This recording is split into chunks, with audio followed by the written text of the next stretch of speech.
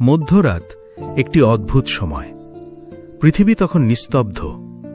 ঘুমিয়ে পড়া শহরের ওপর ভেসে বেড়ায় অদৃশ্য নীরবতা। সবাই বিশ্রামে, কিন্তু আকাশে কিছু অদৃশ্য ঘটনা চলতে থাকে। কেউ দেখে না, কেউ শোনে না, কিন্তু আধ্যাত্মিক জগতে তখন চলছে যুদ্ধ। এবং সেই সময় ঈশ্বর অপেক্ষা করেন যেন তুমি তার সঙ্গে কথা বলো। বাইবেল আমাদের দেখায় মধ্যরাত কেবল ঘুমের সময় নয়, এটি মুক্তির সময়, এটি আশীর্বাদের সময়, এটি অলৌকিক ঘটনার সময়।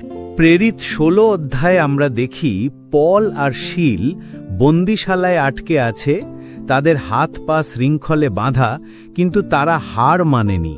তারা মধ্যরাতে প্রভুর জন্যে গান গেয়েছিল আর প্রার্থনা করেছিল। সেই নিস্তব্ধ রাত্রিতে হঠাৎ ভূমিকম্প হল, শিকড় খুলে গেল, দরজা ভেঙে গেল, আর তারা মুক্ত হল।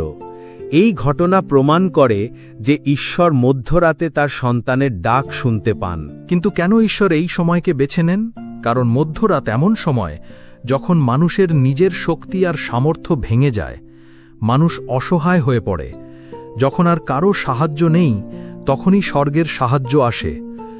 শত্রু সেই সময় আক্রমণ করে, কারণ সে জানে মানুষ দুর্বল। কিন্তু বাইবেল বলছে গীত সংহিতায়, রাতের প্রহরে প্রভু পাহারা দেন, তিনি আমাদের ঢাল এবং আশ্রয়।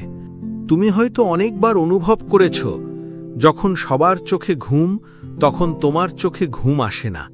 মনে এক অদৃশ্য চাপা কষ্ট। তখন যদি তুমি চোখ বন্ধ করে ঈশ্বরের কাছে ডাক দাও, তুমি বুঝতে পারবে সেই নীরবতায় এক অদৃশ্য কণ্ঠস্বর তোমার আত্মাকে ছুঁয়ে যাচ্ছে। সেই কণ্ঠস্বর বলছে, ভয় করো না, আমি আছি। বাইবেল বলছে যিশু প্রায়ই নির্জন স্থানে প্রার্থনা করতে যেতেন, বিশেষ করে রাতের গভীরে, কারণ তিনি জানতেন রাত মানেই আধ্যাত্মিক শক্তির সময়। তিনি তার শিষ্যদেরও জেগে থাকতে বলেছিলেন গেতসিমানি উদ্যানে। তিনি বলেছিলেন, তোমরা প্রার্থনা করো যাতে প্রলোভনে না পড়ো। মধ্যরাতের নীরব প্রার্থনা কেন এত শক্তিশালী? কারণ এটি তোমার ভাঙা শিকল খুলে দেয়। প্রেরিতদের কাজ 16 অধ্যায় যেমন দেখা যায়, আবার এটি তোমার হৃদয় শান্তি আনে। দাউদ বলেছিলেন, গীতসংহিতা 32 অধ্যায় 6 পদ বলে, অতএব যতক্ষণ তুমি পাও, সমস্ত বিশ্বস্ত লোক তোমার কাছে প্রার্থনা করুক।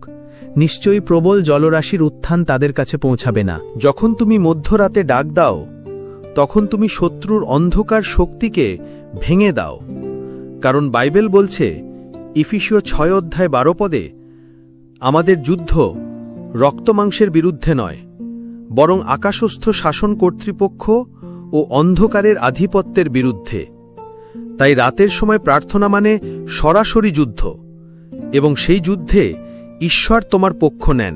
তুমি যদি অসহায় হও, যদি তোমার পরিবার ভেঙে যাচ্ছে, যদি অর্থনৈতিক সংকটে পড়ে থাকো, যদি শরীরের অসুখে ক্লান্ত হও, যদি মানুষ তোমাকে ত্যাগ করে থাকে, তাহলে মধ্যরাতের ডাক তোমার জন্য ঈশ্বরের সাহায্য নামাবে। বাইবেল বলছে গীতসংহিতা 34 অধ্যায় 18 পদে, প্রভু ভগ্ন হৃদয়ের কাছে থাকেন এবং অনুতপ্ত আত্মাকে রক্ষা করেন। মধ্যরাতের প্রার্থনা তোমাকে দেবে নতুন পথ। তুমি যে দরজা বন্ধ দেখতে পাচ্ছ তা খুলে যাবে। যখন তুমি মধ্যরাতের নিস্তব্ধতায় ডাক দাও, তখন তোমার চারপাশে অদৃশ্য সাহায্য নেমে আসে। বাইবেল দেখায় দানিয়েল 9 অধ্যায়ে, যখন দানিয়েল প্রার্থনা করছিল, তখন দেবদূত গাব্রিয়েল এসে বলল, দানিয়েল, তোমার প্রার্থনা প্রথম দিনেই শোনা হয়েছে। মধ্যরাতেও তাই হয়, তুমি ডাক দিলে উত্তর আসছে। এখন প্রশ্ন হল, এই প্রার্থনা করলে তুমি কি পাবে? তুমি পাবে মুক্তি, যেমন পল আর শীল পেয়েছিল। তুমি পাবে শান্তি, যেমন দাউদ পেয়েছিল। তুমি পাবে সাহস, যেমন যিশুর শিষ্যদের দিয়েছিলেন। তুমি পাবে অলৌকিক সাহায্য, যেমন দানিয়েল পেয়েছিল। তুমি পাবে নতুন জীবন, যেমন লাজার উঠেছিল। তুমি যদি এখন ভাবো কেন আমি এই প্রার্থনা করব, তাহলে উত্তর স্পষ্ট। কারণ বাইবেল বলছে জিরোমীয় 30 অধ্যায় 3 পদে, আমাকে ডাকো, আমি তোমাকে উত্তর দেব, এবং এমন সব অদ্ভুত মহৎ বিষয় দেখাব যা তুমি জানো না। মধ্যরাত মানে সেই ডাকের সঠিক সময়।